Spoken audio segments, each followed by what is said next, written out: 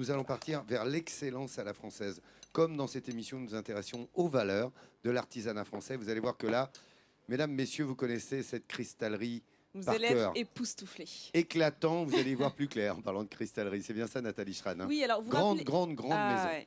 Vous vous rappelez en Haute-Main, je vous avais présenté la cristallerie de Bailleul. On connaît tous aussi l'excellence de la cristallerie Dôme. Et bien ici, en Alsace, plus précisément à Vigen-sur-Moder, se trouve un autre fleuron de la cristallerie française, la cristallerie Lalique, qui a été créée par René Lalique au début du XXe siècle et qui va se faire connaître dans le monde entier, notamment avec ses flacons de parfum luxueux. Le reportage qui suit est juste exceptionnel. Regardez. À une soixantaine de kilomètres de Strasbourg, en bordure du parc naturel régional des Vosges du Nord, le petit village de Vigen-sur-Moder préserve depuis près d'un siècle un savoir-faire exceptionnel. Dans cette manufacture, créée par René Lalique en 1921, les températures peuvent être parfois extrêmes. Ici, les maîtres verriers confectionnent chaque jour des centaines de pièces en cristal.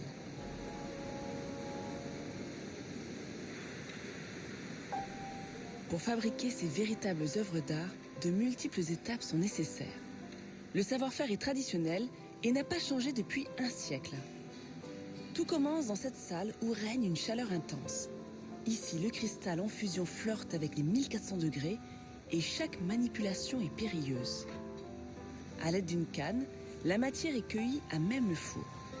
Elle est ensuite moulée et remise quelques instants au chaud avant l'intervention du presseur. Voilà, alors une fois bien chauffée, la deuxième fois, la masse de cristal, il rentre dans le moule et le presseur qui coupe quand il a la quantité souhaitée.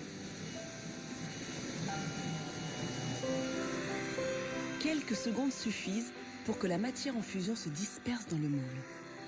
Une fois façonné, l'objet est retouché grâce à un chalumeau. Chaque pièce passe ainsi de main en main et la coordination des artisans est parfaitement huilée.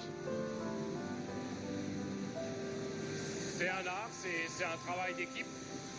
Et s'il y a une personne qui manque ou n'importe, ça casse déjà la chaîne. Il n'y a pas trop le choix.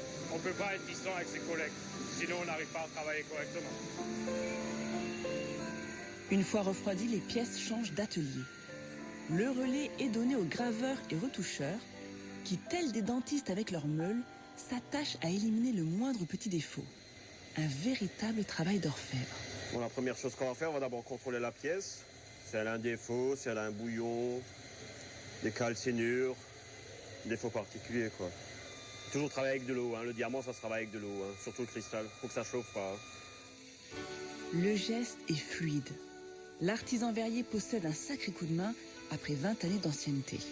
Mais malgré cette longue période, aucun signe de lassitude. L'entreprise possède une très grande collection et chaque jour, c'est une nouvelle pièce qui arrive entre les mains de Xavier.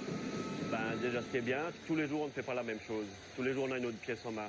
Donc, on a des visages à refaire, ou maintenant, on a la table chaîne, on a les feuilles. Après, on a des décors comme le ventre, les mains, les jambes. Il y a tout à refaire, quoi. C'est vraiment la sculpture. Donc, ça change tous les jours. C'est vraiment un métier intéressant, quoi. Une fois tous les petits défauts réparés, place au polissage. Et c'est sur cette étape que tout se joue. Le moindre dérapage peut ruiner en quelques secondes l'objet. La pierre ponce mélangée avec de l'eau permet à notre artisan verrier d'accentuer les reliefs et les contours des sculptures. Chaque pièce a sa façon, chaque pièce est différente, puisque prenons ici un 2 chevaux par exemple. Donc là nous avons un 2 chevaux. Donc si vous regardez bien, nous avons une transparence uniquement sur les muscles du cheval, sur les crinières, pour avoir cet aspect de contraste. Et c'est ce subtil jeu d'ombre et de lumière que l'on retrouve dans chacune des pièces qui fait la renommée de cette entreprise depuis plus de 90 ans. Un savoir-faire transmis de génération en génération. Pierre est passé par là et aujourd'hui c'est lui qui forme les nouveaux. Il ne faut pas moins de 5 années pour apprendre tous les rouages de ce noble métier. C'est très important vu que comme un ancien, vous avez déjà l'expérience que vous pouvez transmettre aux jeunes. Ça lui fera progresser plus vite. Bon, tout le monde est gagnant. L'usine, le jeune et puis l'ancien, c'est un peu le savoir-faire qui continue. Donc il a aussi une petite fierté si le jeune, après, il arrive à maîtriser le geste. En fin de circuit, la prestigieuse signature vient boucler un formidable travail d'équipe de plus de 200 employés qui ne s'arrête que très rarement. Chaque semaine, avant de quitter l'entreprise, c'est le même rituel. Il faut changer l'un des 12 pots anglaises du four. Et une fois encore, la précision et la coordination des hommes est indispensable. Munis de leur combinaison, ils n'hésitent pas à approcher de très près ce pot à plus de 1000 degrés. L'instant est alors magique. Rappelons une énième fois l'excellence de ces maîtres du feu, sculpteurs de lumière. C'est pas exceptionnel, ce reportage, Incroyable. hein? Que des outils rudimentaires avec les techniques, le savoir-faire de l'époque. Et j'ai encore plus spectaculaire que ça, Laurent. Ah. Tu sais, pour que le cristal soit le plus pur possible, pour qu'il brille de tout son éclat, eh bien, il faut le faire bien évidemment avec des matières pures et il faut le faire fondre dans des pots en argile pure également. Parce que le cristal, il y a du sel, il y a du plomb, donc ça agresse ces pots. Et tous les 4 mois, on est obligé de changer ces pots. Et on était là, le jour du changement du pot. Vous allez voir, c'est assez impressionnant. Vous allez voir, regardez, justement Vincent me disait, on dirait qu'ils sont des vulcanologues. Effectivement, ils ont leur habit de pompier. Je vous rappelle que le four chauffe à 1400 degrés. Donc là, à l'avant, il y a déjà 1200 degrés, d'où leur combinaison.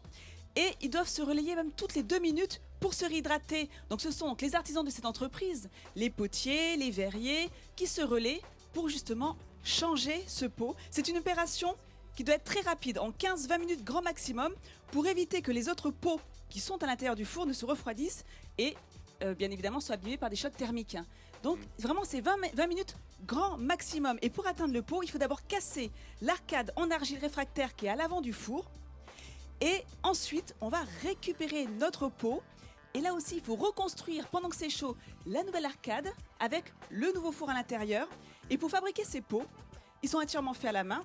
Là aussi, il faut vérifier une certaine hydrométrie. Donc ça prend 9 mois. La composition de la terre est très spécifique, car il faut qu'elle tienne la chaleur, ce que je vous disais, l'agressivité du cristal. Donc c'est vraiment impressionnant et c'est des images rares, hein, tous les 4 mois. Et voilà, on a eu cette chance d'être présent à ce moment-là. Et toutes ces œuvres... Ça, c'est effectivement de l'image exceptionnelle et unique pour Midi en français. Regardez, c'est regardez notre cette petit œuvre. plus. Regardez ce Bien sûr, savoir-faire français. et tu peux les admirer au musée Lalique également. Oui, au musée. Il y a une exposition en ce moment, une exposition temporaire qui va se terminer juste après Noël, où on peut justement trouver... En fait, aujourd'hui, Laurent, tu peux habiller toute ta maison avec notre cristallerie, avec de l'ameublement. Ils font du co-branding, ce qu'on appelle des partenariats avec différents designers. Il y a les arts de la table, il y a la partie artistique. Et effectivement, tu l'as fait remarquer en plateau, on a donc ce vase qui est quand même, je voudrais quand même le montrer celui-ci pour terminer parce que c'est vraiment la référence Lalix. Il a été créé, c'est l'emblème. Il a été créé en 1927. C'est le vase bacchante avec ses voluptueuses bacchанtes que vous pouvez admirer là et cet effet satiné, sablé pour donner du relief à la sculpture. Donc ça mérite tout naturellement un talent média en France. Et comment? Et Laurent, nous avons Sandra et Christiane qui sont là. Et Christian, pardon, qui sont là. Et Christian est meilleur ouvrier de France. Il fait partie des 4 meilleurs ouvriers de France de la cristallerie. Donc encore un grand bravo de la part de tout le monde. Et merci beaucoup d'être venu. Et le Dieu seul sait si c'est mérité. Bravo Nathalie de mettre cette excellence française à l'honneur. Vous l'avez compris, ça c'est assez unique. Et ça se passe ici. C'est pour ça que Midi en France vous en informe avec des images exclusives.